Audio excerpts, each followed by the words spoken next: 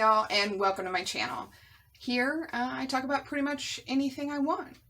Usually it's skincare or makeup or beauty, self-care. Just kind of depends upon the day.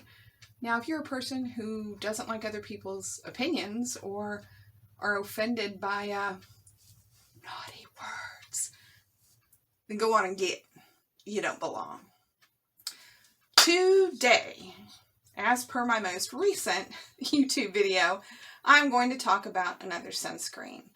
On my never-ending quest to find a sunscreen that works for my sensitive skin here in the United States, I have gone back to trying new Japanese-based or manufactured sunscreens, and today we are going to talk about the CANMAKE Mermaid Skin Gel UV. And I'm going to bring it up here to the camera. Let me see if it focuses. There we go. I'm going to bring it back out. And you can tell that's how big the bottle is. I think that it is 40 grams. 40 grams? Yeah, 40 grams. Which I believe is the same as 40 milliliters. Don't quote me though. It's been a while since I've been in a lab and had to transcribe between equivalent. Anyway, if you've never watched one of my videos, I do have sensitive skin and reactive skin. I'm also an older lady, and I have a hard time finding sunscreens in the US. Most of them burn.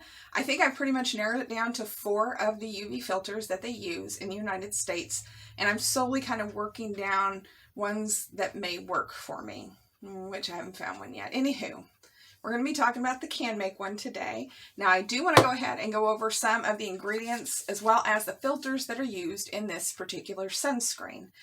Now, the filters are octinoxate, uvinol A+, zinc oxide, titanium dioxide, and tinosorb S. Now, what that means is this is a combination chemical, physical sunscreen, or organic, inorganic sunscreen, whichever side of the aisle that you run on to describe whatever sunscreen that you use. So you have basically 5 filters, 3 chemical, 2 physical. Fingers crossed I don't get burned. Now, in addition to those, we do have a couple of additional goodies for your skin that are included in the formula at no extra charge. You have arginine or arginine, however you enunciate it. I apologize for those people who know how to say it correctly and I said it wrong. Basically, arginine is a amino acid. It's moisturizing and it's a skin identical ingredient. The additional ingredient in here is sodium hyaluronate, which is also a skin identical ingredient, and it's a moisturizer humectant. Now, what I can say is that most of the time when I see sodium hyaluronate or glycerin or things like that in a sunscreen, it's usually due to, in my humble opinion, it's probably due to alcohols that are added for either the formula or consistency or something like that, because alcohol sometimes, depending on the alcohol, will tend to dry your skin. And so those are added to kind of add some moisture back in there, you know, to kind of counter effect the alcohol. But I may be wrong about that. Let me know in the comments. But so this one, again, is manufactured in Japan. I've heard no third-party testing came back as it's an evil, lying, you know, it's not really true. So fingers crossed this one is fine. But what I do is today I've gone ahead and I have cleansed with my solar water. I have done my essence, I have done my toner, I have done my serum and my moisturizer, as well as some caffeine eye treatment, because y'all, I'm old and got baggy eyes. If you saw any pictures of my family, you'd understand. It's kind of half genetic, half, girl, you need to get some sleep. Anywho, so what I'm going to go ahead and do is I'm going to go ahead and put some in my palm. And it's the exact same amount I would normally use on my face, neck, and my ears when I go outside, because this is the time of year where I am doing my gardening. Like, I have an in-ground garden, and then I have some raised beds And I also have some bags where I'm growing some potatoes this year. Fingers crossed something grows and all the animals don't eat it. Though I did plan extra in case the bunnies get hungry. It's only fair. So, I'm going to go ahead and take off my glasses because it is impossible to do this with glass. Well, I guess it wouldn't be. I'd just get sunscreen all over my glasses. Okay, so, I don't know why I shake up everything. I don't know if it's necessary, but it can't be a horrible thing. And I'm going to go ahead and put this in my palm. And then I'm going to show you how much I actually put on. Okay. Now this here, let me see if I can get there without it. Okay, there we go. This here, oop, there it goes sliding, is about a quarter size, a little over. And that's usually what do I apply to my face, my neck, and my ears when I normally go out. Now, because of my fair complexion and my tendency to burn like bacon, I tend to reapply. I'm one of those people that if I am outside, I have to reapply, otherwise I am getting a sunburn. Whew. So I'm going to go ahead and show you how I normally apply this, and it's going to look ridiculous because it's a lot of sunscreen, but you're required for this to work properly to have the correct amount of sunscreen. Now you're going to see so much per square centimeter. Oh, I already forgot. I'm sorry. Anyway, you can go to YouTube and Lab Muffin Beauty Science. I will link her page down below, goes over it. There's also another YouTuber, I think his name is Ramon, and he goes over it as well. I will try and remember and link their YouTube channel so you can actually see how they kind of decided how much to put on. Anywho, so how I normally apply it, I have it in my palm here, and I rub it between my two palms, right? So now I got 2 hands full of sunscreen. Now, it's just rubbing it in. Now, I opted for instead of, they have a white version and a clear version of the sunscreen, right? I opted for the clear, and I know you think, well, you know, Melissa, you are fairly pale like Crisco or lard or flat white paint. Yeah, I am. But still, believe it or not, some of those sunscreens that say they don't have a white cast actually have a white cast on my pale ass, and it is unfortunate. Now, what I can tell you is that this sunscreen, it's not scented, but there's like it's there for like a quarter of a second, whatever. It's one of the ingredients that I smell. And I'm not sure what it is. It's not flowery. It's not coconutty. It's not suntan lotiony. But I do smell something. But it's not fragrance. So, if you have an issue with fragrance, this is probably not going to bother you at all. What I can tell you is the consistency when you squirt it out is like a normal lotion. Now, because of the zinc oxide and the titanium dioxide, I really thought this was going to be, if you've ever used a heavy zinc oxide sunscreen, excuse me, they tend to be really thick and kind of hard to rub in. But you'll notice that I have already done the back of my neck, done down about through my collarbone, my neck. I've already done my ears, and I have done all of this.